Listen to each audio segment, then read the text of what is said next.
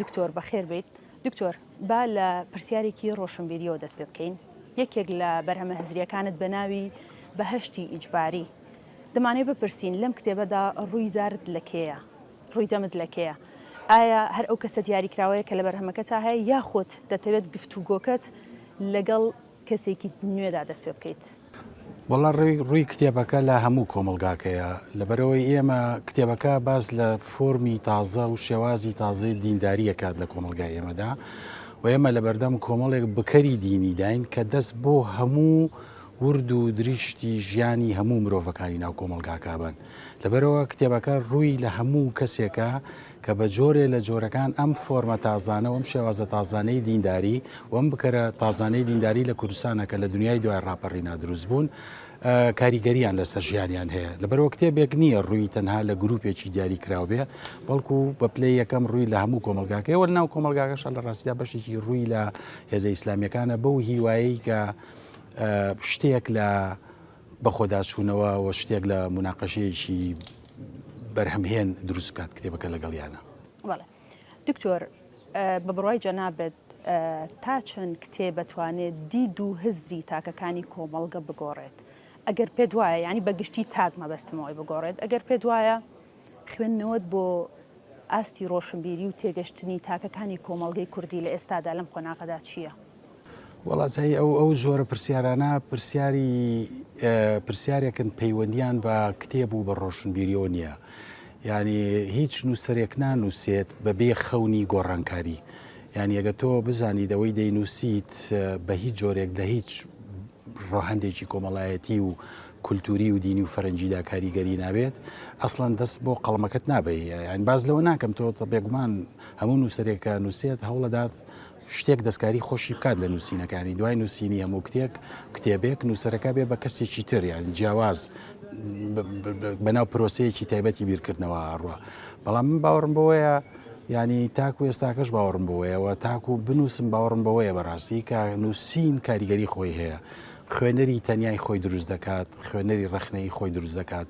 بەڵام ئەگەر ئێمە چاوەڕوانیەوە بکەین بە نووسینی کتێبە یا دوو کتێب یا دە کتێب یا 20 کتێب ئێمە مێژوو بگۆڕین، ئەوان لە ڕاستیدا چاوەڕوانیەکی هەڵەیە. لەبەرەوەی ئەگەر کتێب بیتوانی باە مێژوو ڕاستەوخۆ بە شێوەیەکی پەرگیر و بەهێز و خێرا بگۆڕێت، ئێمە لە سەردەمی یۆنانیەکانەوە پێویستمان بە نووسینی کتێبی تر نەبوو. لەبەرەوەی لای ئەرسطۆ و لای ئەفلاطون و لای زۆرێک لە فەیلسوفانی ئەو سەردەمە و دوایتر لای دینەکان ومانە بەشێکی زۆری ئەو کێشانەی کە مرۆڤایەتی بەدەستی و ئەناڵێنێت لەو کتێبانەدا باس کراوە، لەو کتێباندا هەوڵی چارەسەرکردنیان داوە.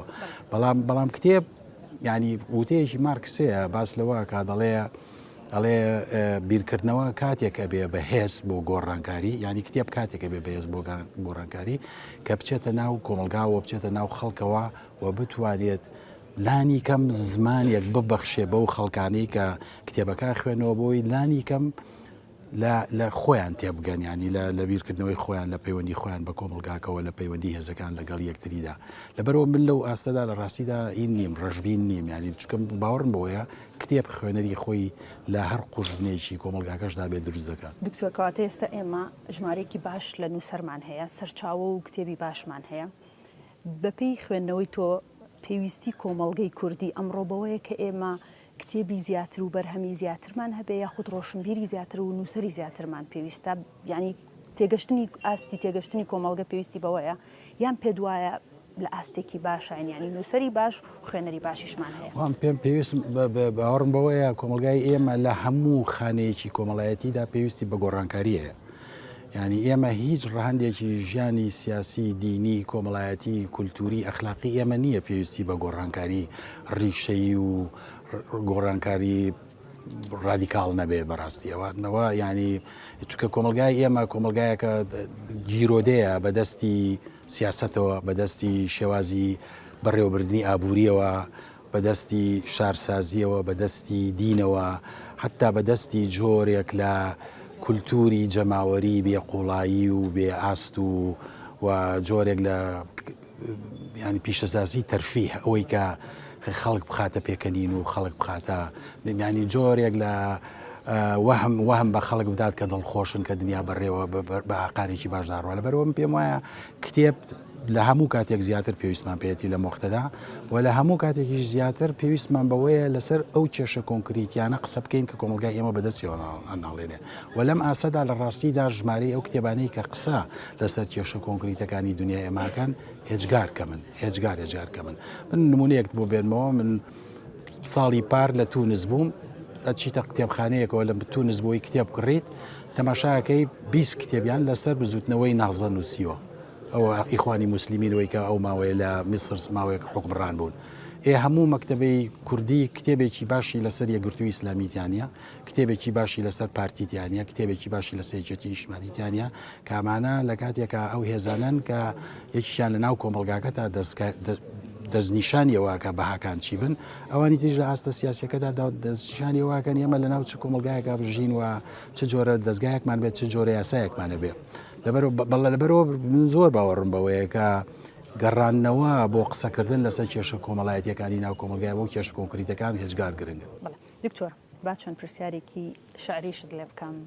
شعر لای دکتۆر مەریوان تا چەند بۆتە هۆی ناساندنی خودی خۆت بە خۆت یعنی خودناسی و دنیاش؟ وەڵای لای من شعر پەیوەندی بە جۆرێک لە ڕزگارکردنی تاکە کەسیەوە هەیە.